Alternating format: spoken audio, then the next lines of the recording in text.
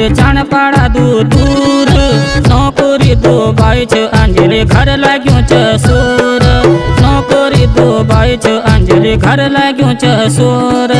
खासला खोड़ बण अंजलि या खोली ना जई फट सुके मोखड़ी तेरे आंसू ना बगे फट सुके मोखड़ी तेरे आंसू ना बगे।